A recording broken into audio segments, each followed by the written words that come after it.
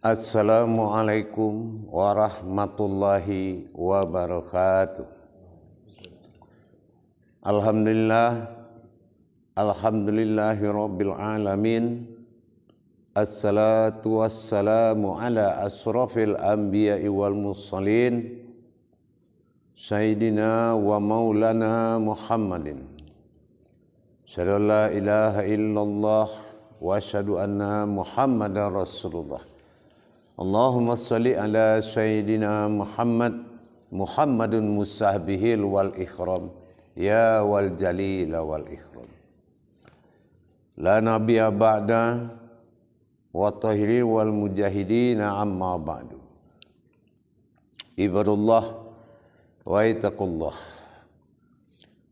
Bersyukur kita kepada Allah dengan mengucapkan alhamdulillahirabbil alamin atas segala limpahan karunia rahmah dan hidayahnya, serta dengan izinnya jugalah kita dapat menjalankan perintahnya, beramal dan beribadah zahir dan batin, dunia dan akhirat.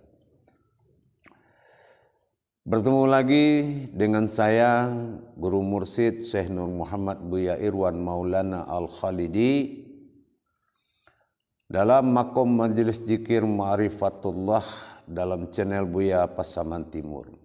InsyaAllah dalam rangka meningkatkan iman dan takwa kita pada waktu yang dimuliakan oleh Allah ini, saya akan berbagi wawasan, berbagi ilmu dengan kita semua, para sahabatku, para hadirin, para penonton yang dimuliakan Allah rahimakumullah. Yang mana pada tayangan ini saya akan memperjelas dalam rukun ibadah yang sering dikalamkan dengan kalam kata-kata ilahi dengan Rabbi. Yang mana kata-kata ini ada suatu pada tempat yang sangat menentukan.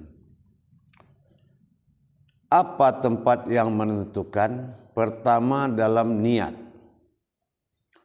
Niat ini setiap kita beribadah kepada Allah sudah pasti demi Allah. Sebagai hukum ibadah kita memiliki mata hati dan mata batin yang mana akan menatap kepada kalam yang disampaikan. Itu sudah masuk kepada hukum ibadah. Hukum ibadah adalah kekuasaan ma'rifat yang meliputi daripada perbuatan daripada sebuah ibadah. Dalam kata ini sangat bererat hubungannya dengan suatu kata Rabbinas lillahi ta'ala. Kita akan mengambil suatu pentajalian tentang sebuah perbedaan dari pengucapan usuli dengan pengucapan takbir. Di sini sangat ada perbedaan yang sangat membuat suatu pertanyaan. Kenapa dalam usuli kita mengatakan lillahi ta'ala, tetapi setelah takbir kita setelah mengkalamkan sebuah hajat ternyata berubah menjadi lillahi rabbil alamin. Sifat-sifat Allah, sifat-sifat kodrat penguasaan Allah pada diri, sifat ketuhanan pada diri. Ini sangat ditentukan oleh penentuan siapa yang menguasai manusia itu. Allah memiliki sifat penguasaan yang disebut Rabbi, yang mana mutlak bagi Allah penguasaannya adalah manusia atas nama dirinya sendiri.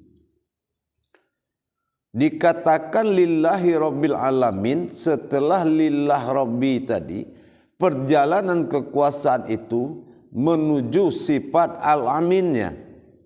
Inilah rabbil alamin. Yang mana Rabbil Alamin tadi sudah kita pahami, di sini ada kodrat alif lam mim nun. Jadi kalau kalam alif lam mim nun itu sudah menuju hayatnya diri Allah. Kalau kehidupan Allah itu adalah kehidupan hayat, yaitu af'al pada diri kita, yang mana af'al ini dikaitkan kepada alif lam lam ha. Adanya zat Allah, adanya sifatullah, dan adanya nurullah. Ini yang dikatakan kepada kehidupan Allah atau dikatakan af'alullah. Tapi kalau dalam masa ketuhanan terhadap lillahi ta'ala, ini adalah pentajalian daripada dirinya sendiri kepada dirinya sendiri terhadap penguasaan tunggal oleh Allah terhadap kekuasaan diri. Kalau penguasaan tunggal itu adalah pengakuan hanya aku yang bisa menghadap pada diriku sendiri dan hanya aku yang bisa mengingat diriku sendiri.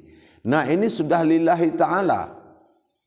Nah, kalau lillahi ta'ala ini, sifat ilah bagi Allah itu adalah ketuhanan yang tunggal bagi diri kita. Makanya dalam penguasaan Rabbil Alamin, qul a'udzu birabbin nas, ilahin nas, malikin nas, ilahin nas. Artinya apa? Tujuan daripada qul a'udzu birabbin nas, malikin nas, ilahin nas, tujuannya adalah kisultanil azim wazil manil qadim wazil wajihil karim wa walil khalimati tawati madah anfusil minal haq. Inilah ilahin nas. Maksudnya apa? Jadikanlah aku sebuah raja yang menguasai dirimu dan akan mendidik kamu dan akan menyelamatkan kamu dan akan menyampaikan dan melindungi kamu dengan sifat kepastian bagiku. Inilah kalau sudah ilahin nas. Nah, ternyata dalam kalam usuli tadi dengan kalam Rabbil Alamin itu ternyata kita dapati dalam satu himpunan diri yang bernama lillahi Rabbil Alamin. Artinya asma Allah yang menguasai pada tingkat Rabbil Alamin tadi adalah berkuasanya dirinya terhadap sifat dirinya sendiri. Itu yang dikatakan Rabbil Alamin. Jadi kalau sudah menjadikan kekuasaan bagi Allah, itu disebut Qudsi. Qudsi itu mewujudnya adalah Muhammad. Jadi yang dikuasai oleh Allah pada awal kekuasaannya, Rabb baginya adalah panggilan pertama oleh Muhammad sallallahu alaihi wasallam. Itulah dasarnya. Jadi kalau kita di dalam pengkajian dalam istilah bahasa Rabbi, itu adalah bahasa kekuasaan mutlak bagi Allah. Tapi kekuasaan mutlak bagi Allah adalah dia menguasai sifatnya sendiri. Inilah yang dikatakan dengan ilahin nas. Jadi nasnya ini, nasnya Allah lah yang dikuasainya dengan mutlak. Jadi kalau kita dalam solat lillahi Rabbil Alamin, berarti lillah itu adalah suatu perjalanan atau pentajalian Allah kepada Rabbnya, kekuasaannya menuju alamnya sendiri. Apa alamnya? Alamin. Alamin itu dalam suku kata alif lam mim. Inilah kekuasaan Allah pada batinnya, kekuasaan Allah pada zatnya, dan kekuasaan Allah pada nurnya. Ini yang disebut kekuasaannya meliputi sekalian alam. Itulah yang tiga tadi bernama dari sifat bagi Allah. Jadi kalau kita sudah dikuasai oleh Allah, berarti kita adalah bagian daripada sifat Allah. Para jemaah yang dirahmati Allah, Allah sangat menentukan di dalam diri kita untuk mendapatkan kekuasaan, penguasaan bagi Allah. Diwajibkan kita mengenal, yaitu cara mentajalikan sifat sirullahnya kepada diri kita. Sama dengan kita mengamalkan kodrat bismillah. Kalau kodrat bismillah itu kita amalkan, sama dengan jalannya kita mengamalkan surat An-Nas. Itu tidak ada bedanya. Itu sama. Marifatnya sama. Tapi kodrat yang ada dalam bismillah itu adalah kodrat yang sifat bagi Allah. Tapi kalau kodrat yang dalam surat An-Nas adalah kodrat bagi sifat mutlak bagi dirinya sendiri. Di situ letak perbedaannya. Jadi para jemaah yang dirahmati Allah, kalau kita ingin mendapatkan suatu niat yang benar, kita harus mengetahui potensi dulu, potensi pentajalian Allah. Allah ini bertajali kepada dua kodrat. Pertama, tajalinya sirullah, bersifat rahasia bagi diri. Yang kedua, tajalli Allah bersifat utama zat bagi diri. Nah, kalau tajalli Allah bersifat asma atau alam, maka tajalli surullah bersifat batin atau sir. Jadi bagian mana diri kita tersebut? Diri kita tersebut adalah bagian daripada keduanya, bukan sebagian dari antara yang dua. Adanya tajalli asma Allah pada sifat, wujud pada batin, mawujud Muhammad pada rohani nyata, Adam pada jasad, itu dinamakan tajalli Allah. Tapi kalau tajalli sirullah dengan datangnya kemilahannya terhadap sifat kodratnya, alamnya Allah, kodrat diri alamnya Allah, termasuk kepada tiga sifat diri alamnya Allah. Inilah Rahmanir Rahim. Kalau dia bertajalli kepada Muhammad, itu dinamakan kodrat zat bagi Allah. Kalau dia bertajalli kepada Adam, itu sifat nur bagi Allah. Tapi kalau dia bertajalli kepada diri sendiri, itu sifatnya batin bagi Allah. Kalaulah batin dan zat dan nur Muhammad ini sudah menjadi diri sifat bagi Allah, itulah mawujud pada surat An-Nas yang dinamakan nasnyarullah Allah subhanahu wa ta'ala. Jadi kalau sudah kita menjadi nasnya Allah, maka insanlah dalam sebutan kita dalam sehari-hari.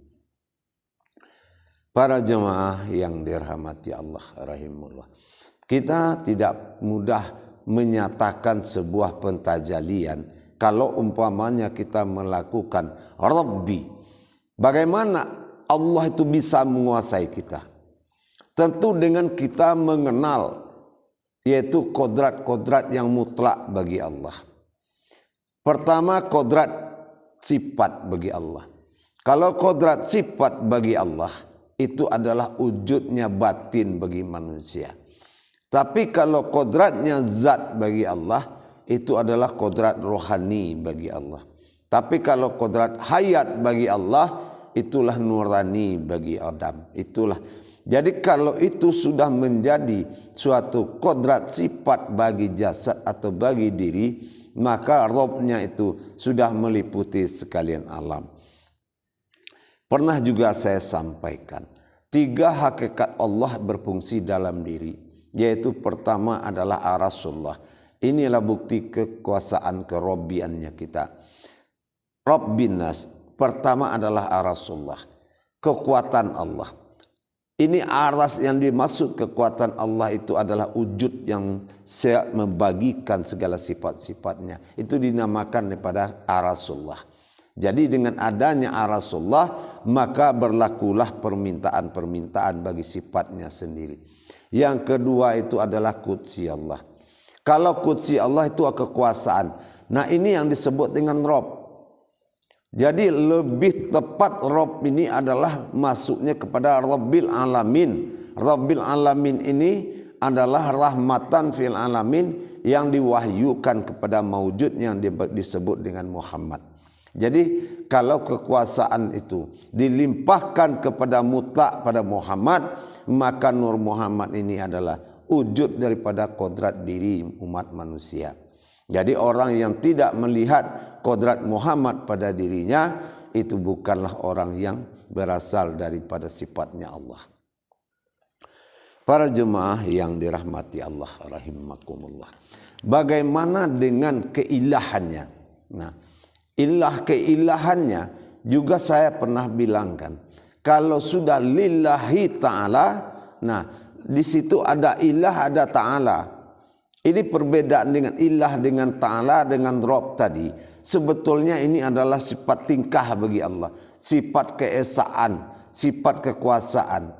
Jadi kalau dikatakan lillahi ta'ala, lillah itu bisa dihakikat kepemberian Allah kepada sebuah wujud bernama Muhammad, itulah lillah bagi Allah.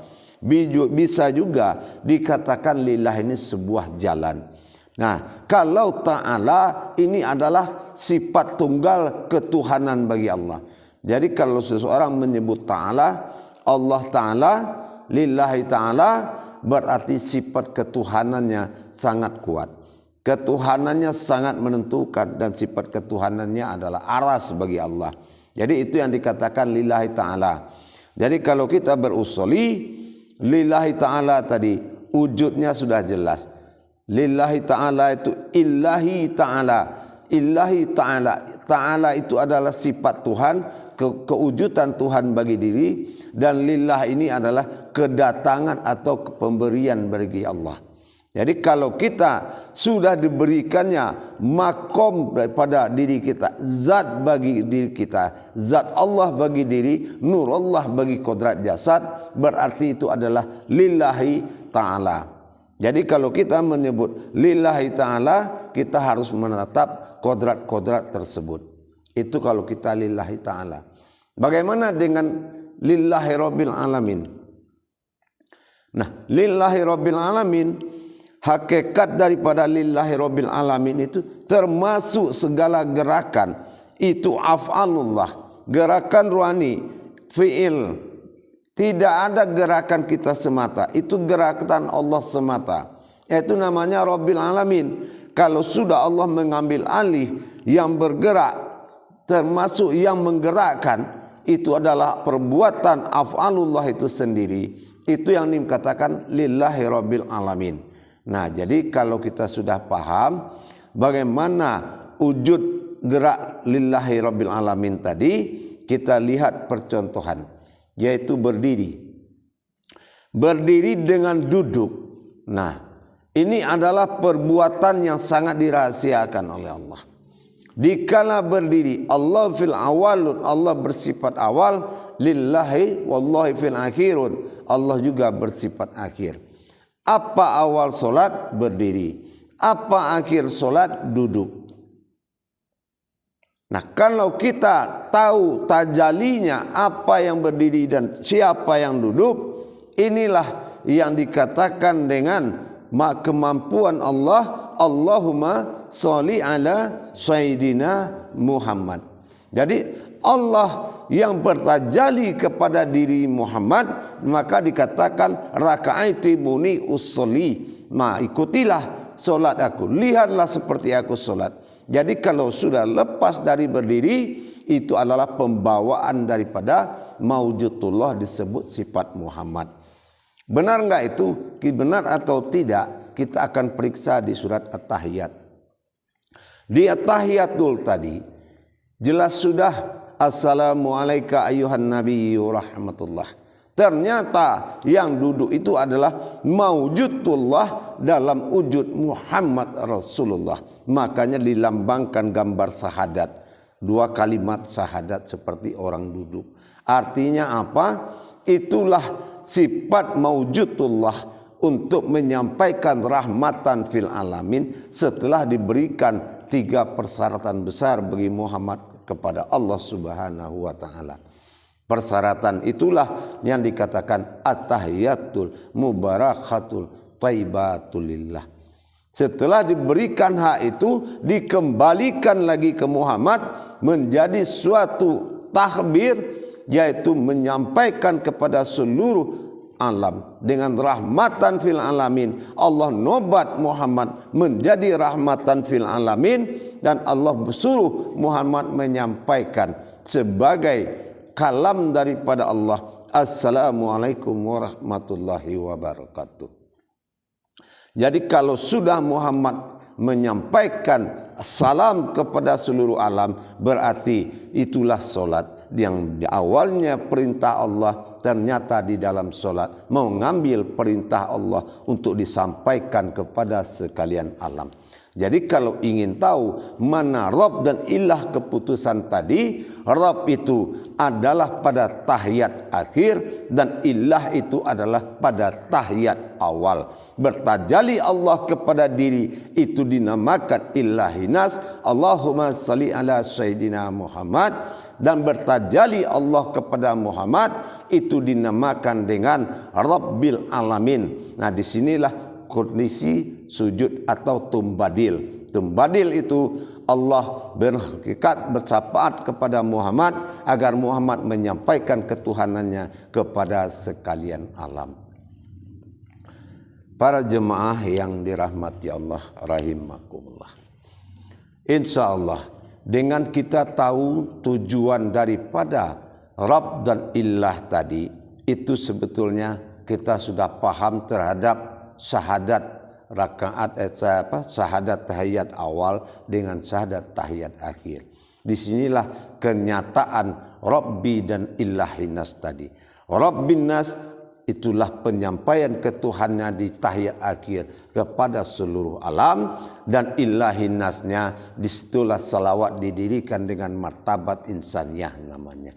Itulah begitu kita mendapatkan martabat dan derajat bagi Allah. Karena apa? Allahumma salli ala Sayyidina Muhammad. Allahu Akbar. Yang menjadi yang bertajali yang berdiri itu. Kenapa berrukuk dan sujud itu mengatakan Allahu Akbar? Karena sudah bertajali Allah pada Muhammad, maka Allah jugalah yang bergerak. Inilah yang dikatakan takbir Allahu Akbar. Meskipun kita sudah paham bahwasanya bertajali Allah dengan 20 sifat pada tubuh Adam dan maujud pada Muhammad. Ini yang dikatakan Allahu Akbar. Allahumma sholli ala Sayyidina Muhammad. Di saat dia duduk, disitulah Muhammad diperintahkan oleh Allah menyampaikan ketuhanannya kepada sekalian alam dengan Assalamualaikum ayyuhan Nabi wa rahmatullahi wa barakatuh. At-tahiyatul mubarakatul thayyibatulillah. Akhirnya Muhammad menyampaikan kepada posisi kanan yang dinamakan rahmatan fil alaminnya, yaitu menyeru kepada semua alam bahwasanya Allah itu meliputi sekalian alam.